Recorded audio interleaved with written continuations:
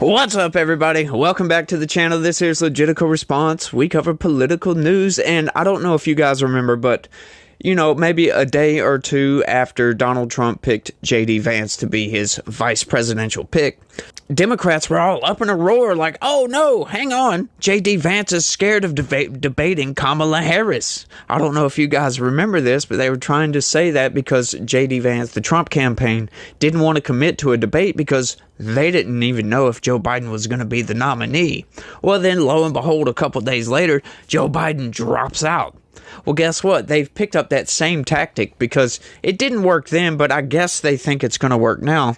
As we all know, Democrats are insane. They'll just keep doing the same thing over and over and over and over and over again, thinking it'll work, and it never does. That's why their policy is always garbage, but, you know. So now they're going to use that exact same tactic to go after Donald Trump, saying he's scared to debate Kamala Harris? What? You mean the same guy that took a bullet for democracy, stood up and said, fight, fight, fight, is scared to debate Kamala Harris? The last debate, Martha, happened when both candidates were not their confirmed nominee either. So what has changed is my question. I think the obvious answer is Donald Trump is afraid. He's afraid of this change. He's acting like it. Listen, I'm a combat veteran. I know fear and fatigue when I see it. You could not have a clearer contrast between Kamala Harris and Donald Trump. And let me tell you something, he's pretty afraid. Y'all see, he's backing out of the debate now. He's afraid to stand toe-to-toe with our vice president. On this specific date, and now he's pulling out. And of course it shows that he's afraid. It shows that he knows if the two of them are on a stage together, it's not going to end well for him. Really? Is that all you got? Donald Trump is scared to debate Kamala Harris. I'm sorry. Donald Trump isn't scared to debate anybody. He will get up in front of any crowd, anywhere, any stage, anytime, any place. It doesn't matter. We already know this. He is not scared to debate Kamala Harris. But this is the excuse. This is what they're trying to do. They're trying to infuse more energy into this honeymoon period for Kamala Harris, right? The corporate press narrative has got out. Everybody's talking about Kamala Harris. They're trying to inject enthusiasm into the situation when the enthusiasm really isn't there. I want to take a look at Trump versus Democratic margin. Just remind folks where we were at the end of the 2020 campaign. Joe Biden won voters under the age of 35 by 21 points. What do we see with Kamala Harris? Well, she's still ahead, but the margin here is significantly less than what we saw with Joe Biden back in 2020. She's up by just 9 points. Slightly better. Maybe Biden was up by, like 6 on average or 5. This is maybe slightly better, but this is not game-changing stuff, Mr. Berman. All right, what have we seen in terms of motivation? Yeah, so, the other thing is we talk about vote choice, right? But let's also talk about motivation, right? Because it's not just who you would support, it's whether or not you'd come out to the polls. And this, I think, is rather interesting. Do Democrats say they're more motivated to turn out after Biden left the race? Well, we do see a significant portion of Democrats who say yes, 39%. The thing I was interested in was it disproportionately younger voters who said that they were more likely to turn out or more motivated to turn out. And what we see here is it's 42%. Not a big difference between 42 and 39%. So this idea, again, that the vice president has unique potential to dig in and get young voters to turn out, John, it's just not there in the numbers despite all the internet memes that are going around. Yeah, so that's not really a good sign for Democrats at this point. I'm not sure what they're going to do with Kamala Harris because nobody chose Kamala Harris, and Democrats are scoffing at the idea that the Democrat elites just chose Kamala Harris. So I guess they're using that same logic for the campaign now that Joe Biden has dropped out. The next logical step is to put Kamala Harris up there, but, not giving the voters a choice in this matter is kind of ridiculous, if you ask me. It's anti-democratic. I don't know if the Republican Party would do the exact same thing. I can't say for sure, like if for some reason Trump were to drop out. I mean, what do you do in that situation? To be honest, if I'm being completely fair, I know I've ranted and railed about it being very undemocratic, coming from the party of democracy and all this other garbage, but what else are you going to do? However, they did have several other candidates that were running that the Democrats, like we covered yesterday, absolutely pushed out of the race. Like like taking the choices away from the American people. That's not democracy. When you give the people one freaking choice, I don't call that democratic, in my opinion.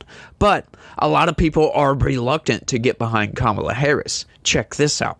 Obama not keen on endorsing Kamala Harris, reports suggest so. Admits popular backing for Harris from donors and Democrats alike. We are yet to hear from former U.S. President Barack Obama. However, several reports are now claiming that the former U.S. president isn't very keen on endorsing the incumbent vice president's presidential bid. Obama is allegedly reluctant to Harris's campaign because he thinks she cannot beat her rival Donald Trump, reported the New York Post, citing a source close to the Biden family. Obama's very upset because he knows she can't win, the Biden family source told the New York Post. I don't think it's only that. I think it's the process as well. Like a lot of Democrats, they're not openly saying this, but they can tell that when you just pick somebody, you take the VP candidate and put them as the presidential candidate, that's not very fair to the voters. That's not giving them the choice to choose somebody. That's just basically, like I said before, the Democrat elites choosing somebody. I think Obama's a little bit like sketchy on that. Like I would be too, right? As a matter of fact, I am sketchy on that. I'm not a Democrat. I'm not going to vote for them. But, you know, if I was a Democrat, I would be very, very upset with this. I would be extremely upset. Like 2016, like I talked about yesterday, what they did to Bernie Sanders. They absolutely pulled the rug out from underneath Bernie Sanders. It was insane. I mean, you can't just do that. Bernie was the obvious popular candidate in that race. So what the hell were they doing? They just chose Hillary Clinton just because they wanted to? That's what you get with a party of democracy, though. Obama knows she's incompetent. The border czar, who never visited the border, saying that all migrants should have health care. She cannot navigate the landmines that are ahead of her, the source reportedly added. The Democrat Party's campaign took a sharp turn after Biden, 81, bowed out of the presidential race and endorsed Harris to take the lead. Since the announcement, the incumbent VP got support from many high-profile Democrats, including Hillary Clinton, Bill Clinton, Gavin Newsom, and Pete Buttigieg, among others. The source also told the New York Post that they do not have high hopes for a debate between Harris and Trump. Yeah, I wouldn't either, because Kamala Harris is not a very good debater. Every time we've seen her on a debate stage, she has failed badly. Very badly. This comes after the last debate between Biden and his predecessor in Atlanta proved to be a huge mess for the 81-year-old. She can't debate. She's going to put her foot in her mouth about Israel, Palestine, Ukraine. She's going to say something really stupid, the source told about Harris to the publication. The media report citing the source also said that Obama was willing for Biden to step aside, but was shocked to know that he endorsed Harris for president. The Democrats are now looking like a divided house, which is repeatedly making them look weak. On the other hand, the Republicans are going full throttle with Trump and his running mate, J.D. Vance. Meanwhile, Harris is yet to choose her running mate. That is right. And they are full-blown on attack mode, as a matter of fact. They're going after J.D. Vance on every single thing that they can. Like, they're really going hard on that cat lady comment that he made. It's like, okay, people say stuff, right? Like, oh, that's so bad, but it's true. All right, she doesn't have any kids of her own. Neither does Pete Buttigieg. They're all adopted or stepchildren. So where's the lie? What does it hurt for the truth? Right? Democrats hate the truth. We've known that for a long time. They don't like the truth whatsoever. That's why they almost always lose in debates. Because they run out of facts, so they start arguing emotional points. Right? You can't win a debate on emotions alone. I'm sorry. That's just not how debates work. When you have facts and logic on your side, that is how you win a debate. We know the Democrats don't have neither one of those, generally. They may have some facts, but they generally don't have logic. All they have is emotion. But I really can't wait to see the debate between Trump and Harris.